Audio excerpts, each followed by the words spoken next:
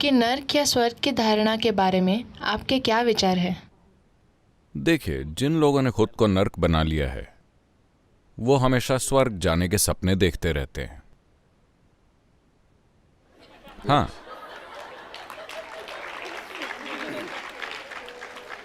अगर यहां बैठे हुए मैं आनंद में मग्न हूं पूरी तरह से, मेरी आंखों को देखिए, लगता है कि मैं हमेशा नशे में हूं। हाँ, कभी किसी नशीली चीज को नहीं छुआ, मगर ये दुनिया की सबसे जटिल केमिकल फैक्ट्री है। कैसा है? आप सहमत हैं? सवाल बस ये है कि आप इस केमिकल फैक्ट्री के बढ़िया सीईओ हैं या खराब सीईओ। अगर आप अच्छे सीईओ होते तो आप इसे हर समय आनंदित रखते, सही केमिस्ट्री। अगर आप एक खराब सीईओ हैं तो आप बुरी केमिस्ट्री पैदा करेंगे और सोचेंगे कि ये इसके या उसके कारण है। तो किसी वजह से लोग दुखी महसूस कर रहे हैं। उनकी केमिकल फैक्ट्री उनकी मर्जी के अनुसार नहीं चल रही है। वो उसे उदासी कह सकते हैं, वो उसे दुख कह सकते हैं, वो उसे डिप्रेशन कह सकते हैं। जब ये नर्क जैसा महसूस होता है तो हम उम्मीद करते हैं कि जब हम वहां ऊपर जाएंगे तो वहां सब कुछ शानदार होगा। हर्षिता यानी आनंद मग्न। एक बार ऐसा हुआ, यह घटना अलाबामा की है। आप अमेरिका की अलाबामा स्टेट के बारे में जानती है? यह अलग तरह की स्टेट है, बिल्कुल कट्टर धार्मिक स्टेट। तो एक संडे स्कूल में संडे स्कूल का शिक्षक जोर शोर से भाषण दे रहा था, पूरे जोश और पूरी ताकत के साथ।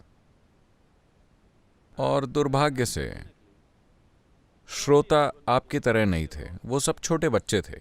ये कम उम्र में पकड़ो की नीति है। वो पूरे जोश से भाषण दे रहा था और बच्चे इस तरह बैठे हुए थे। वो अचानक रुका, नाटकीय असर के लिए। उसने रुककर पूछा, स्वर्ग जाने के लिए तुम्हें क्या करना होगा? आगे की बेंच पर बैठी नन्ही मेरी खड़ी हुई और बोली, अगर मैं हर रविवार चर्च का फर्श साफ करूं तो मैं स्वर्ग चली जाऊंगी। बिल्कुल सही। एक और नन्ही सी बच्ची बोली, अगर मैं अपनी पॉकेट मनी अपने गरीब दोस्त के साथ साझा करूं तो मैं स्वर्ग चली जाऊंगी। सही कहा। एक और लड़के ने कहा, अगर मैं जरूरतमंद लोगों की मदद करूं तो मैं स्वर्ग चला जाऊंगा। सही कहा। पीछे की बेंच पर बैठा नन्हा टॉमी खड़ा हुआ और बोला, सबसे पहले आपको मरना होगा।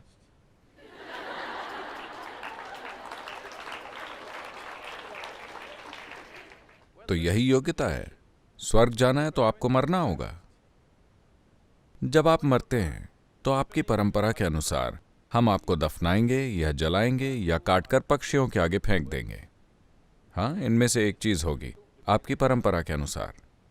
एक चीज साफ है कि आप अपने शरीर को वापस धरती में डालेंगे और यह बहुत इको फ्रेंडली काम है। तो आपने अपना शरीर छोड़ दिया और स्वर्ग चले गए। अब स्वर्ग में क्या है? हिंदू स्वर्ग में खाना बहुत अच्छा है। अगर आप खाने पीने के शौकीन हैं तो आपको हिंदू स्वर्ग जाना चाहिए। नल खुद आपके लिए खाना पकाएंगे, वो सबसे बढ़िया शेफ हैं। अगर आप दूसरी तरह के स्वर्ग में जाएंगे तो सफेद गाउन वाली महिलाएं बादलों में हर तरफ तैरती रहेंगी। अगर आपको वैसा माहौल पसंद है तो आप वहां जाइए। अगर आप दूसरे स्वर्ग में जाएंगे तो आपको हूरों वाली समस्या होंगी। अगर आपको वही चाहिए तो आप वहां जाइए। लेकिन आप वहां शरीर छोड़कर गए हैं। मैं पूछ रहा हूं कि आप अच्छे खाने और हूरों का क्या करेंगे? हेलो, आपके पास शरीर नहीं है, ये सब शरीर की समस्याएं हैं, है ना? No body, what do you do with food and virgins? शरीर नहीं है, आप खाने का और हूरों का क्या करेंगे? हिंदू जीवन शैली में कहा जाता है कि ऊपर स्वर्ग में एक अक्षय पात्र होता है। आप कितना भी खा लें वो हमेशा खाने से भरा ही रहेगा। हाँ, जब आप शरीर के बिना जाते हैं तो खाने का बर्तन हमेशा भरा ही रहेगा और हूरें हमेशा कुंवारी ही रहेंगी।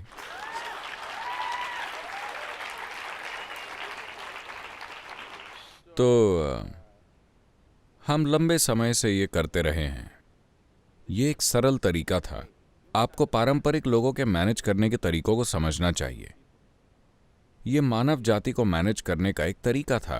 आप दुखी हैं, अयो चिंता मत करो, जब तुम वहां जाओगे सब ठीक हो जाएगा। तसल्ली।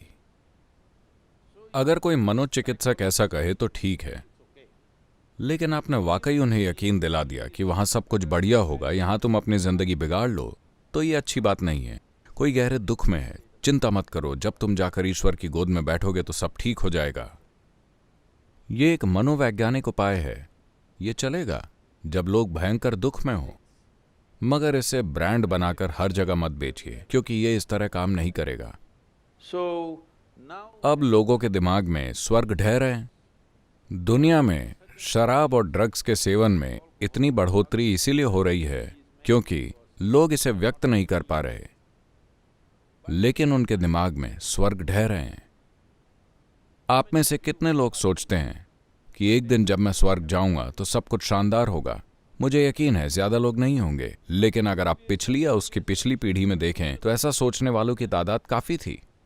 तो जाहिर है कि इंसानी दिमाग में स्वर्ग ढह रहे हैं, क्योंकि अगर आप 3 सवाल पूछें तो तीनों स्वर्ग ढह जाएंगे। हाँ, तो जब मानव बुद्धि सक्रिय होती है तो वो निश्चित रूप से सवाल पूछेगी। अगर आप सवाल पूछेंगे तो ये चीजें ढह जाएंगी। तो लोग यहीं पर सारे विकल्प आजमा रहे हैं, वो यहीं सारा नशा कर रहे हैं। they're getting drunk and drugged right here. उन्हें सेहतमंद रहने के लिए केमिकल्स चाहिए, शांत रहने के लिए केमिकल्स चाहिए, खुश रहने के लिए केमिकल्स चाहिए, हर चीज के लिए उन्हें केमिकल्स चाहिए। मैं चाहता हूं कि आप इसे जानें। अमेरिका की 70% आबादी दवाओं पर निर्भर है। दुनिया का सबसे संपन्न देश। कोई व्यक्ति और समाज संपन्नता क्यों चाहता है? पहली चीज है कि आप अपना भोजन चुन सकते हैं, अपने पोषण के साधन चुन सकते हैं। दूसरी चीज ये है कि आप अपनी जीवन शैली चुन सकते हैं। खाने के लिए सबसे अच्छी चीजें आपके सामने हैं। जीवन शैली चुनने के लिए भी कई विकल्प मौजूद हैं, और इस समाज में 70% लोग दवाएं खा रहे हैं, प्रिस्क्राइब की हुई दवाएं। साफ है कि अगर आप आर्थिक विकास करते हैं इंसानी चेतना को विकसित किए बिना, तो हमारी दौलत हमारी सबसे बड़ी समस्या बन जाएगी। तो हम अभी भी आर्थिक विकास की देहरी पर हैं। अभी वो समय है जब हमें मानव चेतना को विकसित करने के लिए जरूरी चीजें करनी होंगी। अगर चेतना के स्तर पर व्यक्तिगत विकास नहीं होता तो आप देखेंगे कि 90% आबादी केमिकल्स का इस्तेमाल करने लगेगी। जब वो केमिकल्स का इस्तेमाल करेंगे, मैं नैतिकता की बात नहीं कर रहा हूं, अगर 90% इंसानी आबादी लगातार केमिकल्स का इस्तेमाल करेगी तो हम जो अगली पीढ़ी पैदा करेंगे वो पीढ़ी हमसे कहीं कमतर होगी, और ये मानवता के खिलाफ एक अपराध है। आने वाली अगली हर पीढ़ी को हमसे कम एक कदम बेहतर होना चाहिए। अगर हम खुद से कमतर पीढ़ी पैदा करेंगे तो हमने मानव जाति के खिलाफ अपराध किया है। हम मानव जाति को पीछे की ओर ले जा रहे हैं, और केमिकल्स का इस्तेमाल बढ़ने के साथ यही होगा, और उसमें तेजी से बढ़ोतरी हो रही है। ये चेतना को बढ़ाने का समय है, इसलिए हम यहां आपके साथ हैं। कोकेन के बिना आपका दिमाग उड़ाने के लिए।